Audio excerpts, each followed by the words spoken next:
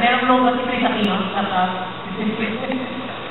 I ask that because this generation that we have is a starstruck generation.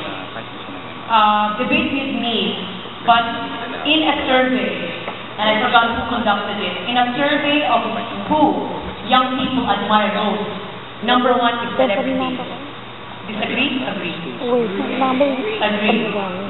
So one of the things that are a reality in Philippine politics, Philippine media, and what I told you about Karen Davila, she charges for per minute when she speaks on radio or TV is 10,000 pesos per minute of what she says, is that Filipino people are looking at personality, and that's something that we have to realize in our journey towards making peace work.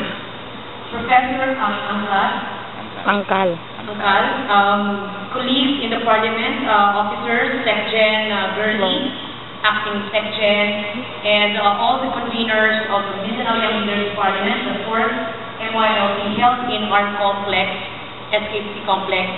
I bid you Assalamu alaikum warahmatullahi wabarakatuh. These are fabulous times. Fabulous because a framework agreement on Bangsamoro needs to have a mass support. Rather than a Supreme Court junking the previous Memorandum of Agreement on Ancestral Domain, we found that Chris Aquino and people like Lea Navarro, a singer, were emotional during the signing of the FAB. Why? An artist like Lea Navarro telling me, Sam, I cried so much when nag-sign sa Malacanang. Why was Chris Aquino there, aside from supporting the brothers? For me, I think it is about young people like Chris and Lea as singers, thinking that it's about time. It's about time that 12 years of MILF government negotiations and 30 plus years of MNF GRP negotiations come to a very clear close. And for us young people with education, the role is to provide platforms and forums for discussion like this. I took up law for 10 years, guys. Ang hirap-hirap intindihin ang konstitusyon, ang local government code, Sharia law, indigenous traditions, which are non-codified, hindi yan nakasulat, by the different indigenous peoples, and even the MILF has its own justice system of its own. So you have to understand, there are no clear answers right now for us. And for my presentation, I present what we found as a roadmap. This is provided by the Malacanang, the roadmap on the sunod-sunod na steps, which you can easily download. I will not present it in detail, but I'll present thoughts on what we can all do together as young people towards realizing a peace process between the MILF and GPH in the aspiration that it will draw to a close. Number one, before I forget, please consider that I asked you Chris Aquino's role. Communication is very important. Chris Aquino is the number one paid celebrity of her generation, this generation. She charges millions of pesos for guesting. How can a communication plan by the MYLC, by your youth organization, draft a FAB popularization forum in your own schools and barangays and municipalities? That question about municipal waters, that question about the Constitution, to me is about an interpretation of the law. And when you interpret the law, you have 3 lawyers there or 10 lawyers, you're going to have 10 conflicting interpretations. And we are not yet law students, we are not yet lawyers. Some of us may be lawyers. But the point being that there needs to be the discussion stage that has to be facilitated. That's one suggestion na ma-resolution natin sana. Number 2 suggestion, before I leave, because I have to leave 12 o'clock, is for us to consider an appeal to the President, this President, Ninoy Aquino, whose mother was democracy icon Corazon Aquino, and the father, Senator Aquino, who knew the Bangsamoro leaders and knew the Bangsamoro problem in the 1980s or 70s, before he died, to appeal to the President to support an end to the resolution of the Bangsamoro conflict, or the Southern Philippine conflict in the Philippines. This appeal from the young people will maybe draw an emotional touch to congressmen who don't care, to governors who don't care, to politicians who don't care and do not put this issue on their election agenda. Maybe President Aquino will say, hey, baka it's time na. Hindi na dapat it's about Liberal Party or other political parties. I don't need to wait for Binay to become president or Marroca. It has to be 4 years from now. It has got to happen. My appeal to you is make a stand. Third suggestion, and it will come out, is for your action.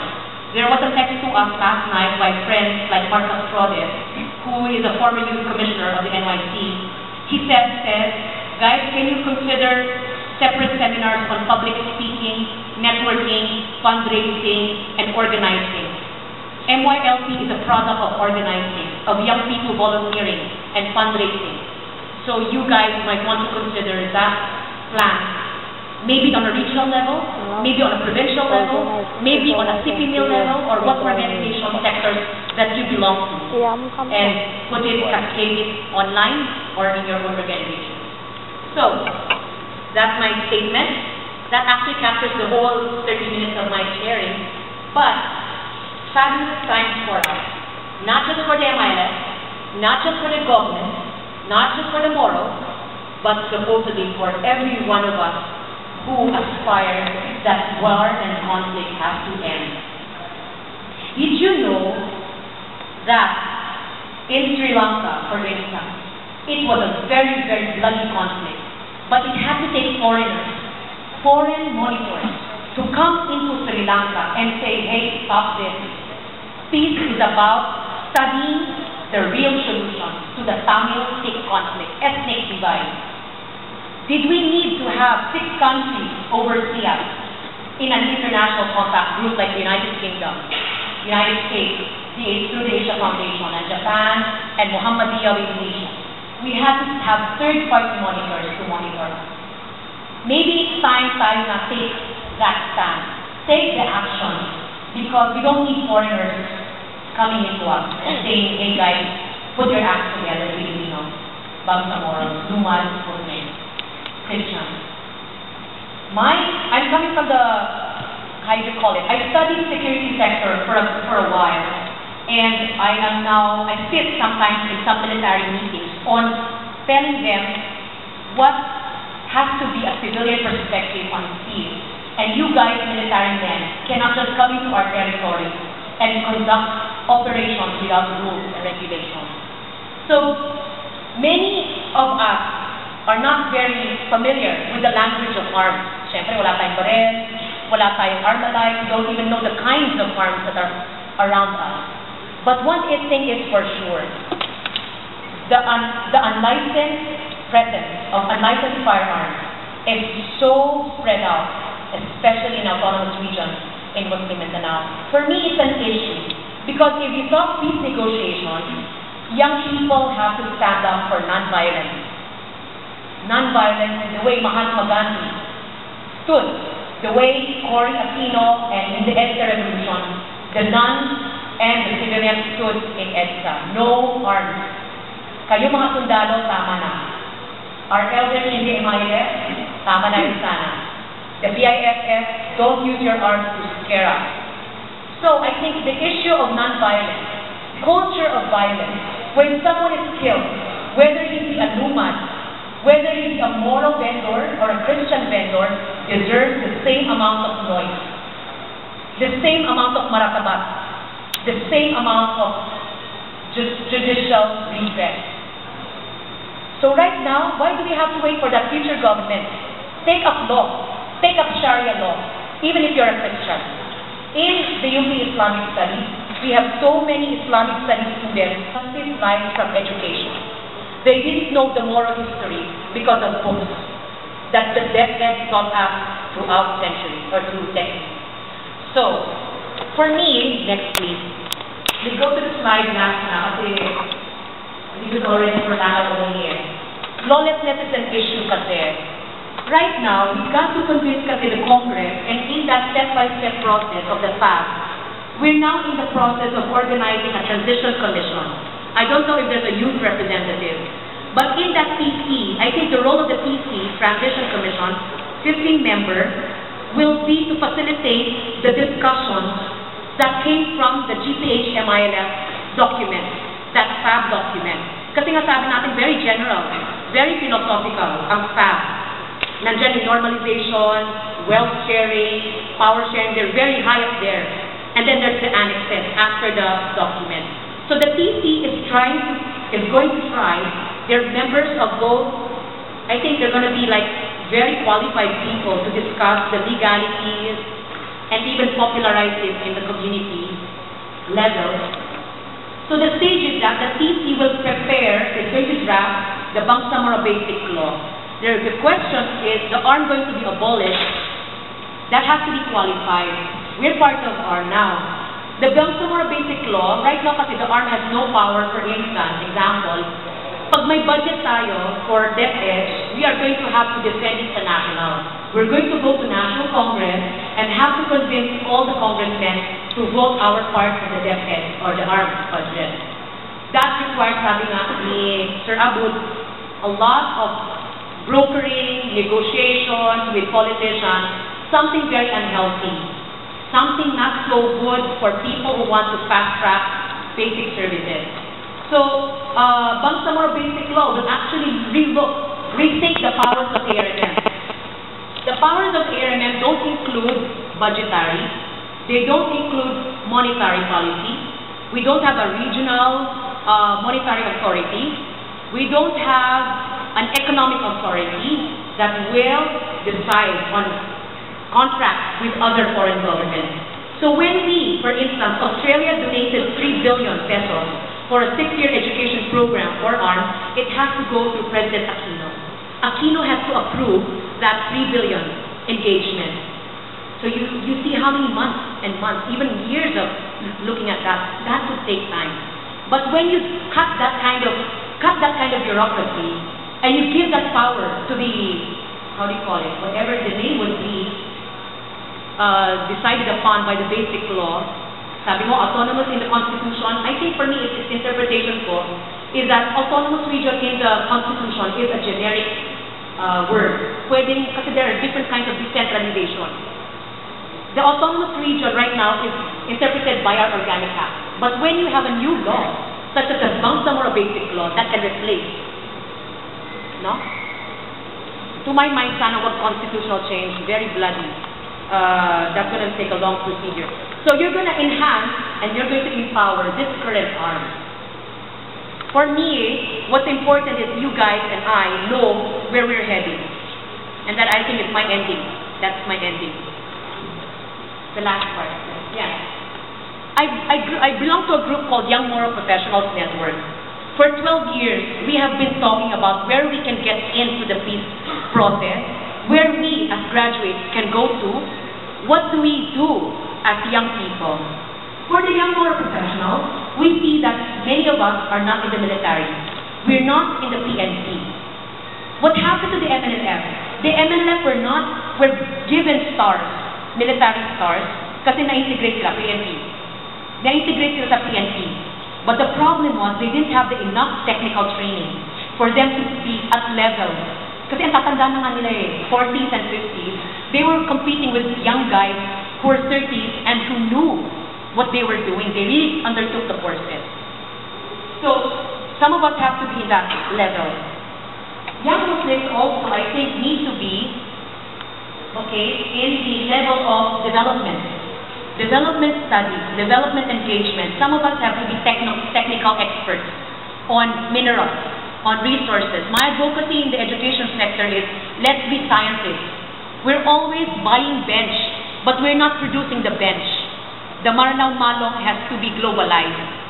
The Piduray, Langkit, or whatever the ethnic designs have to be brought to SM.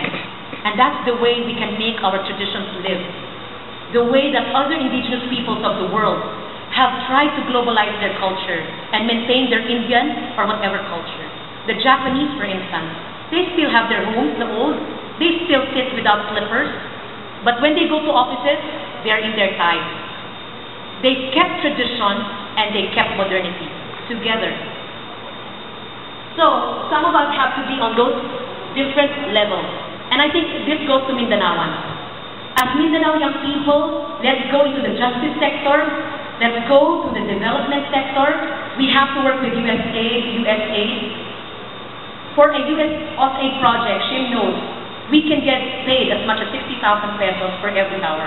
When I lecture on a certain topic that my expertise kasi is on facilitating this kind of forums, I can charge for as much as 60,000 because of my track record. You guys build a track record and you're going to earn as much as that. You have got to ready yourself technically because your bio data and resume will speak for you. This forum that you attended is already one level up. So, that's in summary. We are going to have to level up our standing. We did not learn the peace talk and peace process in school. Let's organize that so that the acceptance will be there. We don't need any more pinyols or, opposition from Lobregat questioning a negotiation that was 30 years and then 12 years in formal making. Maraming dinaanan yan po. In fairness, let's bring the documents all together. Let's bring the IBPs, the integrated bars together. Because nobody's doing that. Nobody's doing that. And MYLP took it to task. It is Moros and Christians and Lumad coming together talking about an end to the conflict. And this is very technical. We're going to have to go back and create that activity. So, is there a closing there somewhere? Yes. So in closing, what is the role of Chris Aquino? Each one of us has to be a Chris. Not the Chris the Blade. Leave that to the museum. Leave that to the displays and cultural exhibits that we have. But that Chris, that Blade, is part of our Philippine history. Every one of you, don't deny that. Every Filipino in this stage, we are Filipinos, right? We came from that colonized Philippine history. Each one of us has a Bangsamoro history. Please recognize that, even if the deathhead and shed didn't tell you. I came from Saudi Arabia 15 years. I was educated in the Madonna style. I was a kid without any knowledge of my history. But when I sang the Philippine anthem, something was missing in my heart. And that is about knowing where the Chris came from. When I came to Marawi, when I came to Sulu, and when I came to every home and interviewed the elders that had this knowledge not written down in books. So leave us and us taking that helm, whether it's politics, in economics, or in medicine. And companies and businesses have to be set up the way Malaysia did it in the conflict that divided the Hindus, the Malays, and the Chinese. Moros, Christians, and Lumads, it's not